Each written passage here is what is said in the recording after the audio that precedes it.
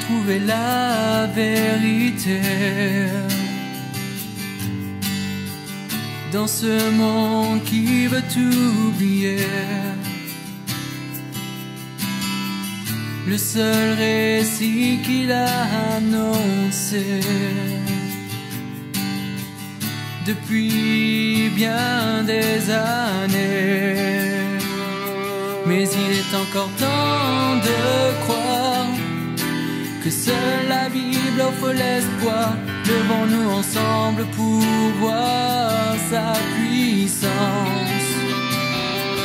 Il nous suffit seulement de croire que tout ce qu'elle dit est vrai pour que notre humanité soit sauvée.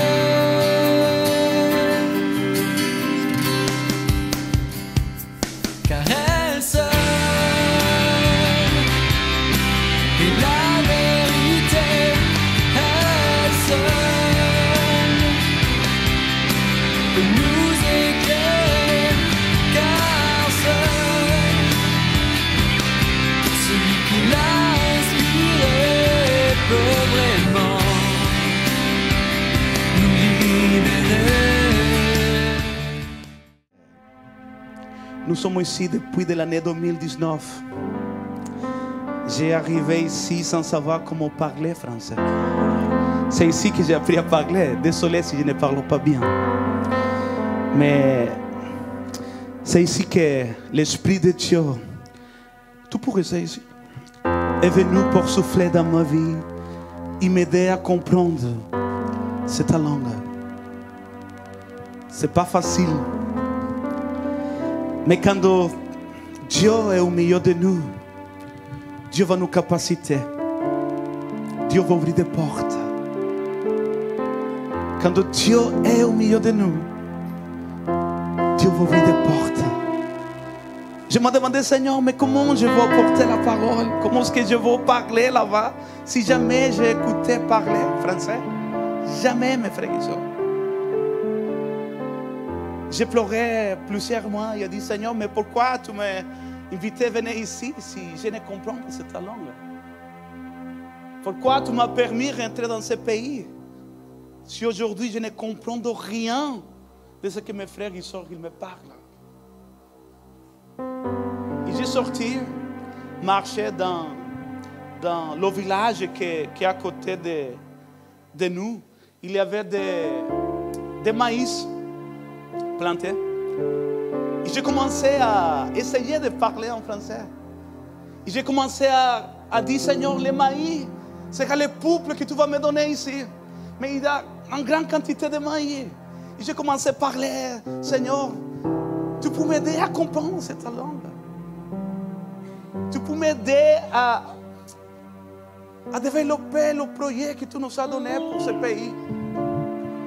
Parce que si nous sommes ici, c'est par un appel de la part de Dieu. Mon épouse, elle est institutrice, je suis infirmière de profession. Mais on a décidé d'abandonner tout. On a décidé d'abandonner tout pour venir servir dans ce pays. Amen. Donc, merci, Pasteur Antonio, pour l'invitation. Je suis vraiment content de partager avec vous la parole de Dieu. Et le thème de ce matin s'appelle porter des fruits dans la calamité, porter des fruits dans les moments difficiles, porter des fruits quand les choses ne sont pas bien, porter des fruits quand il y a des moments difficiles dans nos vies, porter des fruits quand on reçoit quelques nouvelles pas bon. Je suis étrangère. Je suis sûr qu'ici il y a beaucoup d'étrangers aussi. Et nos prières est toujours pour nos familles, pour nos bien-aimés qui sont loin de nous. Et chaque matin, on vient prier à Dieu, Seigneur, garde nos familles. Garde, Seigneur, notre bien-aimé qui sont loin de nous. Donc vous comprenez bien ce que je parle. Nous sommes toujours exposés à recevoir des nouvelles de quelqu'un de nos familles. Nous sommes toujours exposés à recevoir quelques nouvelles de la part de nos familles qui sont là. Mais quelle est notre attitude comme chrétiens? Qu'est-ce que Dieu il attend de nous comme ses enfants? Et c'est pour ça qu'on va ensemble développer ce thème, apporter des fruits, mes frères et sœurs, dans les moments difficiles. Combien de ceux qui sont ici ils passent des moments difficiles dans sa vie? Porter des fruits.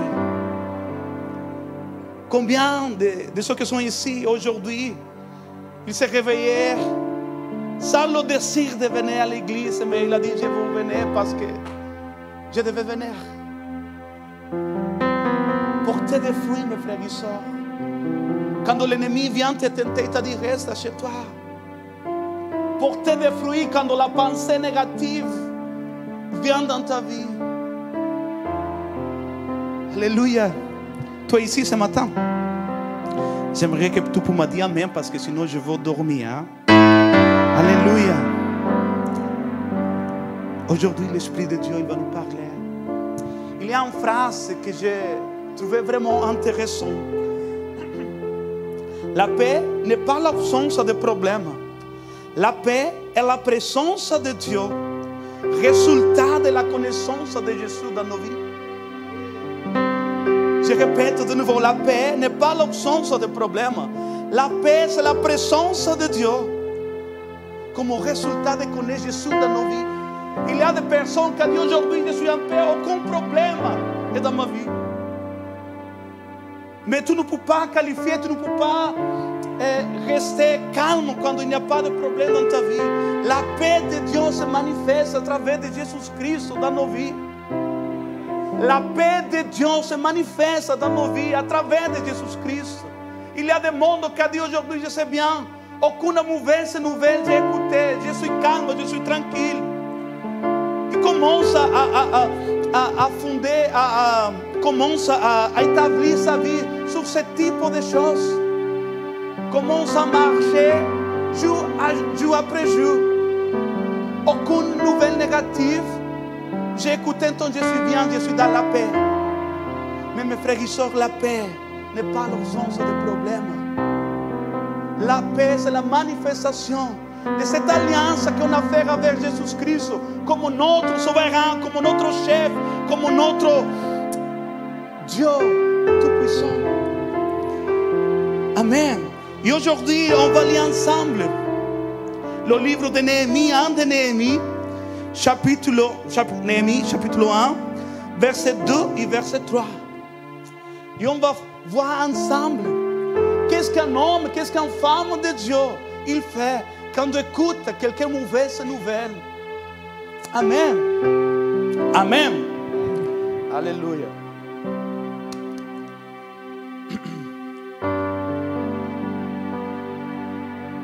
Tu as trouvé déjà la parole? Néhémie, chapitre 1, verset 2 et 3. Un de mes frères juifs, Anani, arrivé de la province de Juda. De où arrivé? De où il vient? De Juda. Ok. Il vient de la province de Juda avec quelqu'un homme. Je lui pose des questions. C'est qui lui pose des questions? Néhémie, il pose des questions. Néhémie, je vous parle. Néhémie, il attend à ses amis qui viennent de la province de Juda, un peuple qui est resté dans la captivité. Et Néhémie, il demande à ses frères et sœurs juifs s'il y a des nouvelles de leur peuple qui est resté là-bas. Il regarde la nouvelle que ses amis lui donnent de sa famille, de son peuple. Avec quelqu'un homme, je lui pose des questions sur les Juifs restés en vie après de la déportation et sur la ville de Jérusalem. Ils me répondent, les anciens exilés habitants de la province de Juda, mais ils vivent dans grande misère. Ça, c'est la première chose qu'il parle. Et dans l'onde, il y a des trous dans les murs qui entouraient Jérusalem. Et les portes de la ville ont été brûlées. Imagine pour quelqu'un qui habite loin de sa famille, qu'il a son peuple loin, il demande à des amis, écoute, est-ce que tu as des nouvelles de notre famille là-bas? Et la réponse qu'il reçoit, oui, mais il n'a pas de choses bonnes à te dire. Ce n'est pas bien les choses là-bas. Il y a des grands problèmes.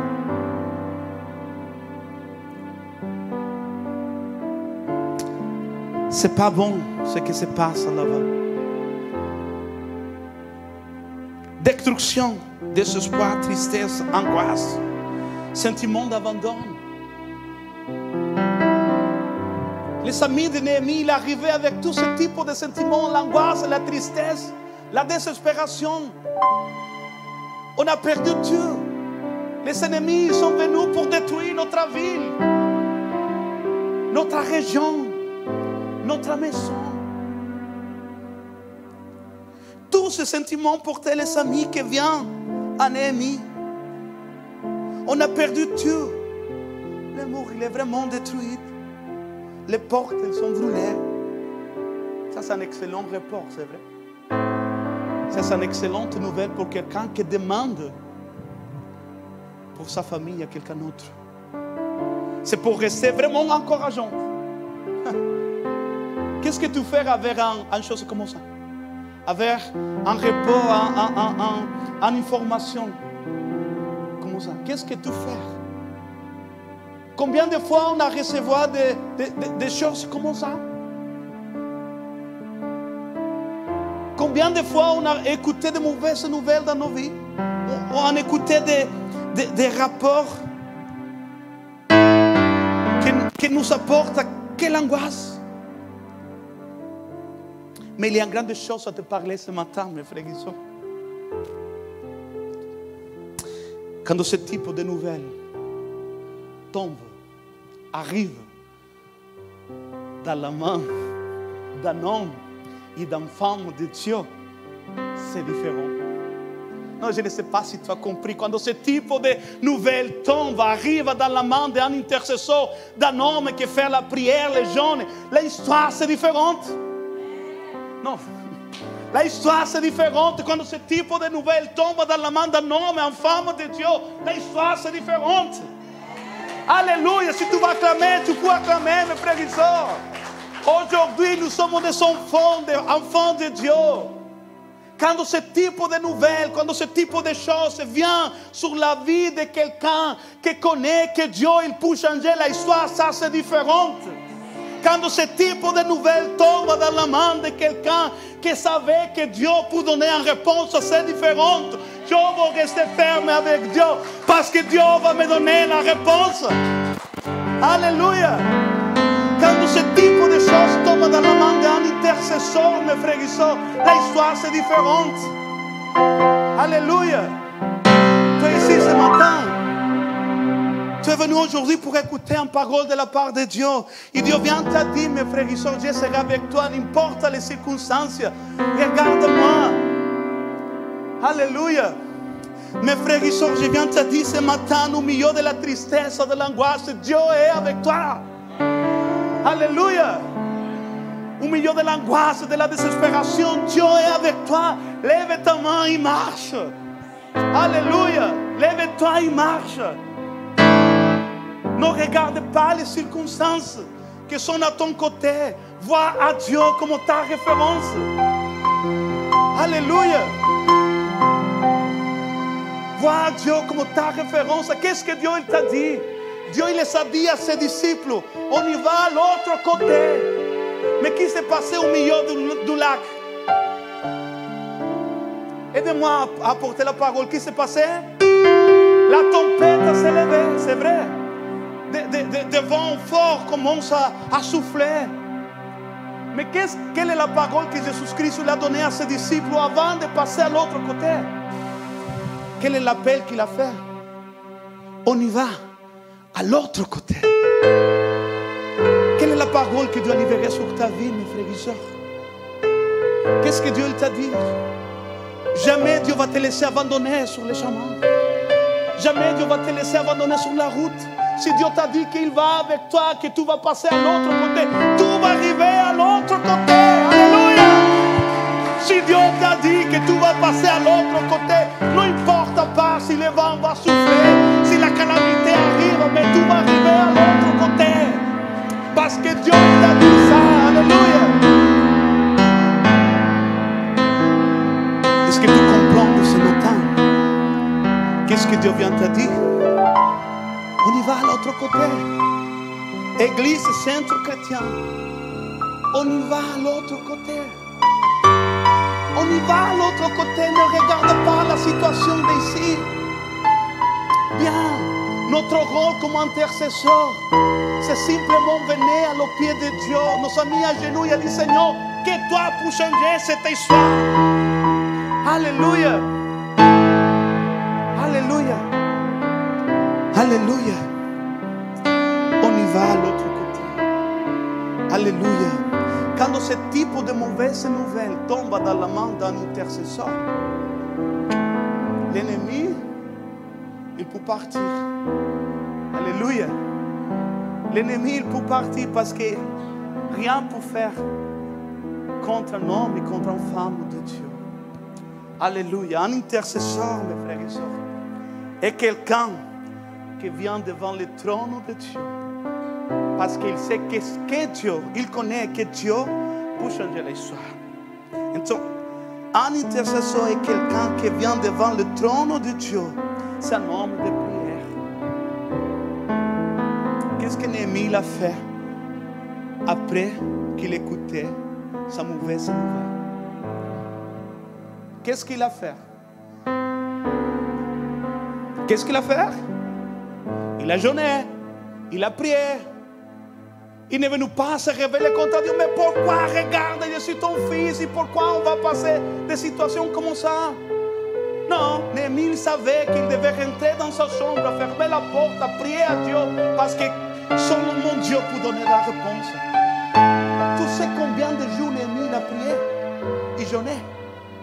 Vous savez, Néhémie a prié, jeûné 120 jours. 4 mois. Avant de sortir, avant de venir au roi, il a prié et jeûné 120 jours. 4 mois. Combien de temps nous passons devant la présence de Dieu quand nous écoutons des calamités? Combien de temps? Est-ce que tu as prié déjà à Dieu? Est-ce que tu as fermé la porte de ta chambre pour venir devant Dieu? Ou simplement, tu as dit non, Dieu il connaît. Et comme Dieu il connaît, je ne vous dis rien. Dieu, mes frères et sœurs, il attend. Il attend ta manifestation. Dieu, il attend ta manifestation. Un intercesseur est quelqu'un qui va ressentir le fardeau de l'autre. Un intercesseur, mes frères et sœurs, devient responsable de ce qu'il écoute. Merci, mes frères. Un intercesseur, il devient responsable de ce qu'il écoute. Et c'est ça que Néhémie a fait. Néhémie, il a trouvé, il a accepté ce rapport. Maintenant, il est venu à Dieu. Il a dit que Dieu peut nous donner la réponse. Alléluia. Nous sommes responsables, mes frères et sœurs, pour ce pays. Nous sommes responsables devant Dieu pour ce pays. Mais qu'est-ce qu'on a fait pour ce pays? Qu'est-ce qu'on a fait? Qu'est-ce qu'on a fait pour rappeler à Dieu qu'il y a une alliance avec la France? Qu'est-ce qu'on a fait? On a resté calme. Alléluia. Alléluia. Un intercesseur, il connaît la souveraineté de Dieu. Il connaît la souveraineté de Dieu. Alléluia. Il va concentrer toute son attention sur Dieu. Il ne va pas regarder la situation de calamité, il va se désespérer. Non. Il vient devant Dieu. Tu sais pourquoi il vient devant Dieu? Parce qu'avant de restaurer l'autre, Dieu a besoin de nous restaurer à nous-mêmes. Alors, avant de venir pour restaurer quelqu'un d'autre, Dieu a besoin de me restaurer. Imagine-toi si Néhémie arrive avec tous ces sentiments d'angoisse et de tristesse pour essayer de faire quelque chose. Il va voir la ville détruite, il va commencer à pleurer. Il y a un leader qui ne savait pas contrôler ses émotions, qui ne savait pas guider son peuple. Qu'est-ce qui va passer à l'autre? Et donc, avant de venir prier, avant de faire quelque chose, laisse Dieu travailler dans ton cœur. Laisse Dieu guérir ton cœur. C'est ça que Dieu a fait pendant 4 mois avec Néhémie. Il a travaillé son cœur, il a travaillé son caractère. Il a travaillé les points faibles. Parce qu'il savait que des ennemis viendront sur Néhémie pour essayer de détruire l'ordre que Dieu lui a donné. Donc pendant ces 4 mois, Dieu il a travaillé tout ce qu'il veut de travailler dans la vie de Néhémie. Donc laisse Dieu aujourd'hui travailler dans ta vie. Il y a des situations, mes frères et sœurs, qu'on attend rapidement en réponse de la part de Dieu. Et quand il ne répond pas, ce n'est pas qu'il t'a oublié. Il travaille en silence pour toi. Dieu, il travaille en silence pour toi. Dieu ne t'oublie pas. Toi ici ce matin pour te dire, je travaille pour toi. Toi ici ce matin pour écouter à Dieu, t'as dit, écoute, ne t'inquiète pas. Je travaille pour toi. Laisse-moi travailler ton cœur. Laisse-moi guérir ton cœur. Parce que le niveau que j'attends pour toi, c'est plus que ça. Mais pour passer à l'autre côté, vous devez apprendre à écouter ma voix. Pour passer à l'autre côté, vous devez apprendre à écouter ma voix, à me connaître quand les choses sont difficiles, à me connaître quand tout va bien, à me connaître quand il n'y a pas de force dans ta vie. Laisse-moi travailler, laisse-moi travailler ta vie.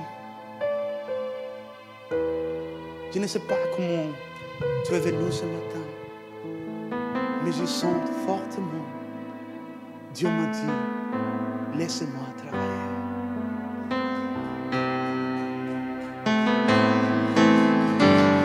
Laisse-moi travailler. Alléluia. Nous ne pouvons pas venir aider l'autre s'il y a des portes ouvertes dans nos vies qui ne sont pas réglées devant Dieu. Amen. Il y a un temps, il y a un moment pour tout. Donc, un intercesseur, il sait quel est le temps exact pour lui se lever et sortir. Alléluia. Un intercesseur, mes frères et sœurs, toujours, il va mettre sa confiance en Dieu. Toujours, il va mettre sa confiance en Dieu. Un intercesseur sait que Dieu est fidèle. Amen. C'est que Dieu est fidèle et que Dieu il est en alliance avec lui. Jamais il va douter de cette alliance. Jamais. Jamais un homme, une femme de Dieu appelé par Dieu, jamais il va douter de l'alliance que Dieu il a faite avec lui. Jamais.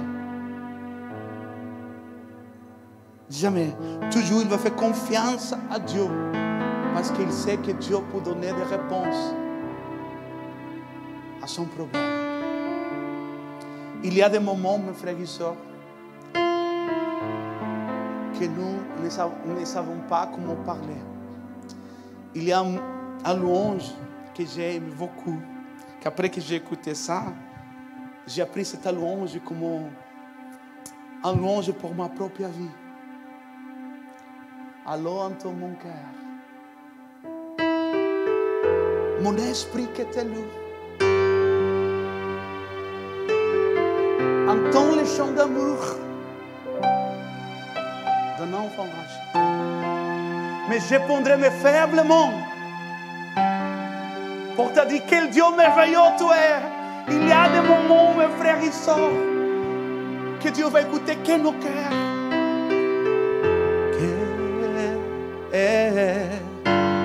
Mon esprit que te loue. On va dire. Entends les chants d'amour d'un enfant racheté. Je pondrai mes faibles mots pour te dire que Dieu merveilleux tu es. Mais je ne pourrai pas combien je t'aime. Allons entends mon cœur. De nouveau, allons entends mon cœur. Allons entends mon cœur. Mon esprit que te loue. Entends mes chants d'amour.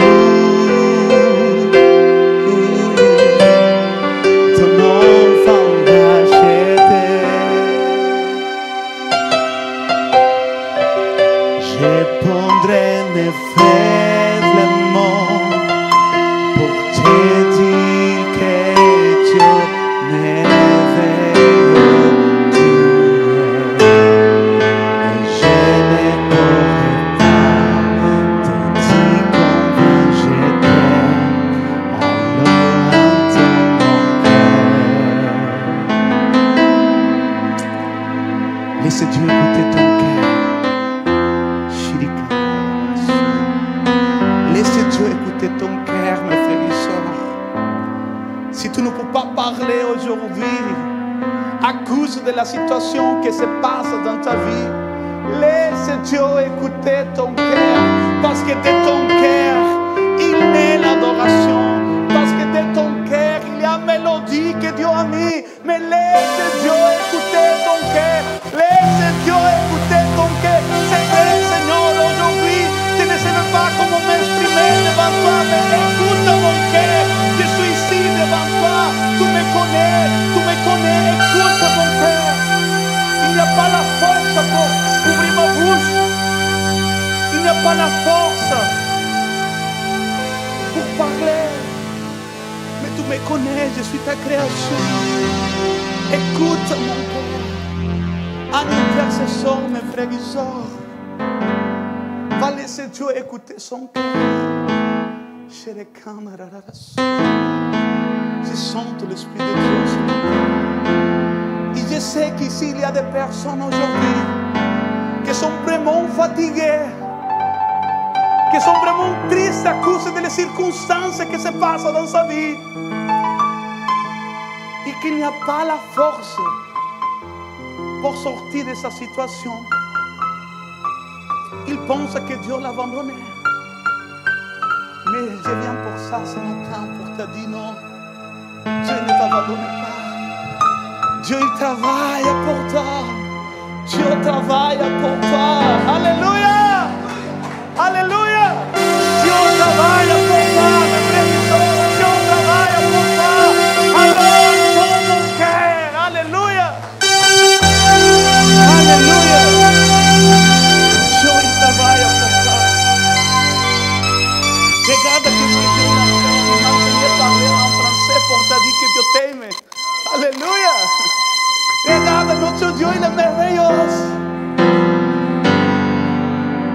capacité dans cette langue pour te donner ce message à toi ce matin. Pour te dire que tu es précieuse pour lui. Qu'il y a des projets pour toi. Projets de paix et non de malheur, mes frères et sœurs. Alléluia. Alléluia. Alléluia.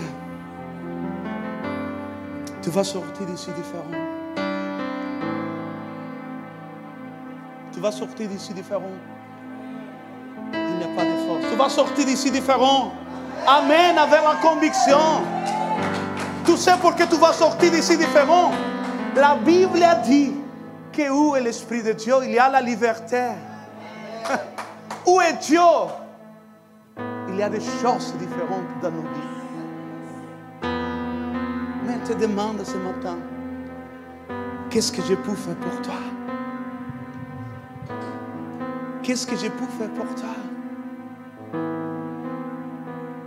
Alléluia. Alléluia. Je ne sais pas comment continuer. Hein?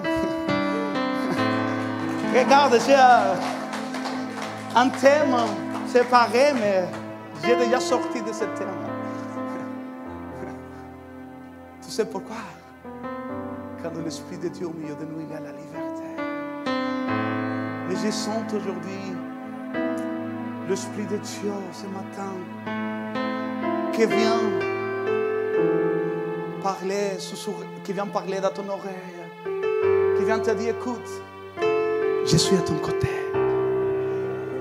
Je suis à ton côté. Écoute la voix de Dieu. Dis, Seigneur, ouvre mon oreille spirituelle. Écoute la voix de Dieu. Il est ici, dans tous les côtés. Alléluia. Avant de venir, mes frères et sœurs, aider les autres, laisse Dieu travailler ton cœur. Laisse Dieu travailler ton cœur. Laisse Dieu travailler ton cœur. Alléluia.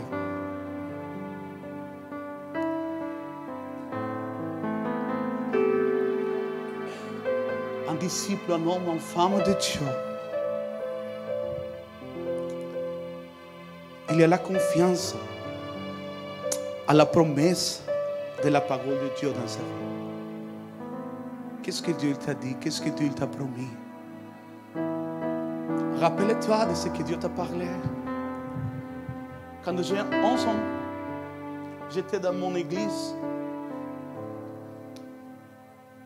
Et Dieu m'a dit, je vais te inviter à voyager pour différents pays du monde. Je viens d'une famille vraiment pauvre. Pauvre, ça vient dire. Pauvre. Jamais j'ai pensé de sortir de mon pays. Jamais. Il n'y a pas de conditions. Même jamais j'ai pensé de me marier. Parce que la situation de ma famille est vraiment différente de ma situation. Je suis né. Je suis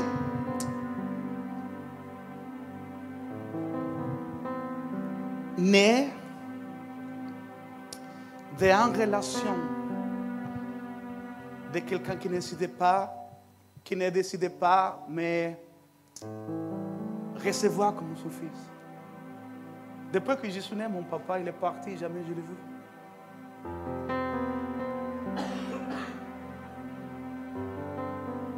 Mais j'ai accepté mon papa du ciel.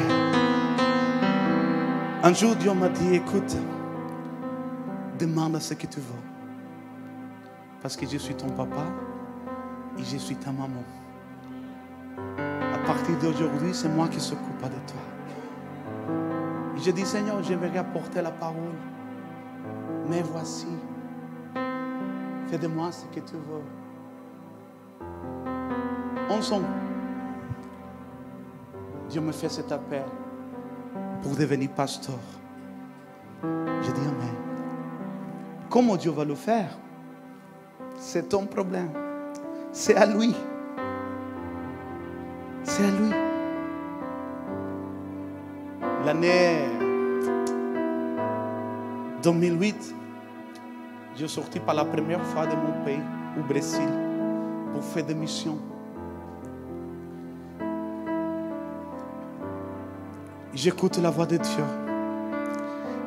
qu'il m'a dit, je te le dis, je veux te faire sortir de ton pays pour te ramener dans d'autres pays différents. Mes frères et sœurs, Dieu, il est Dieu de promesses. Dieu, il est Dieu de promesses. Qu'est-ce que Dieu il t'a promis? Qu'est-ce que Dieu il t'a dit? Un intercesseur, mes frères et sœurs, il va se rappeler toujours de l'alliance que Dieu il a fait avec lui.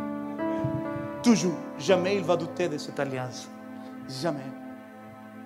Donc je t'invite ce matin, mes frères et sœurs, à ne douter pas de ce que Dieu il t'a parlé. Amen. Je t'invite ce matin à vraiment ouvrir ton cœur à lui. À lui donner l'autorité de travailler dans tous les domaines de ta vie.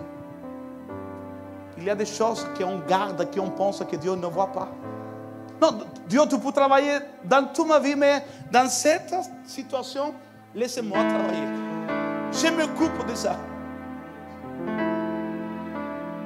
Mes frères et sœurs, laisse Dieu travailler dans tous les domaines de ta vie.